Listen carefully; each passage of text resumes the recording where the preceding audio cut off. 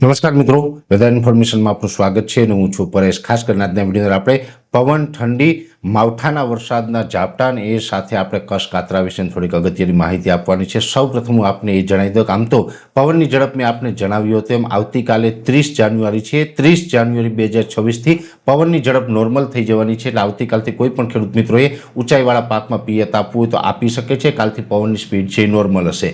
બીજા નંબરની અંદર ઠંડી છે। આમ જોવા જઈએ તો છેલ્લા 1-2 અઠવાડિયાથી કન્ટિન્યુ ઠંડી ચાલી રહી હતી, એમાં હવે આવતીકાલે એક દિવસ નોર્મલ તાપમાન છે લગભગ 2 ડિગ્રી સુધીનું ઊંચું આવશે। 30 તારીખે તાપમાન ઊંચું આવશે, પણ ફરીથી પાછું 31 જાન્યુઆરીથી ફરીથી પાછું તાપમાન છે એ નોર્મલ થશે, એટલે ઠંડી હજુ પણ કન્ટિન્યુ રહેવાનું છે।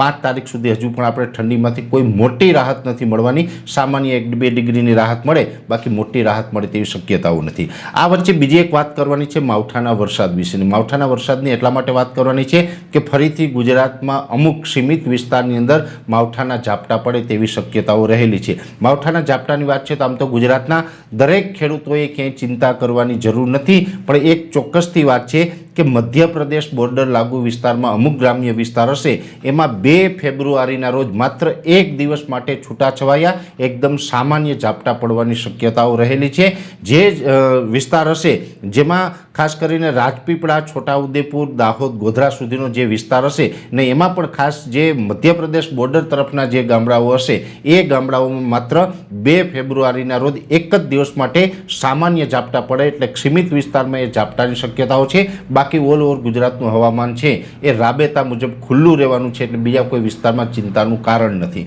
અને અત્યારે જે પ્રમાણે કચ્છ કાતરા આપણે જોવા મળી રહ્યા છે, આમ જોવા જઈએ તો આપણે જ્યારે પણ ગુજરાતી કેલેન્ડર પ્રમાણે આપણું નવું વર્ષ ચાલુ થયું હતું કારતક મહિનાની એકમથી, ત્યારથી પણ આપણે માહિતી આપી હતી કે કારતક મહિનાની એકમથી લઈ અને જે ફાગણ મહિનાની પૂનમ એટલે કે હોળી સુધી જે આકાશમાં કચ્છ થાય, સામાન્ય વાદળની પણ જે આકાશમાં લીસોટા થઈ એ પ્રકારના જે કચ્છ થતા હોય એ કચ્છ છે 225 દિવસ પછી ચોમાસા દરમિયાન આપણે વરસાદના રૂપમાં અસર કરતા હોય છે। એમ જોવા જઈએ તો ડિસેમ્બરમાં કચ્છનું પ્રમાણ ઓછું રહ્યું હતું, જાન્યુઆરી મહિનામાં કચ્છનું પ્રમાણ સારું રહ્યું છે, અત્યારે પણ ઘણી જગ્યાએ કચ્છ થઈ રહ્યા છે અને હજુ પણ આવનારા લગભગ 5 દિવસ સુધી આપણા ગુજરાતના આકાશની અંદર કચ્છ જોવા મળશે, કચ્છના વાદળ જોવા મળશે, એટલે એ પણ પ્રક્રિયા છે કન્ટિન્યુ ચાલુ રહેવાની છે। આમ જોવા જઈએ તો જ્યાં સુધી કચ્છ આપણે જ્યાં સુધી જોવા મળે ત્યાં સુધી હજુ ઠંડીમાંથી પણ રાહત નહીં મળે।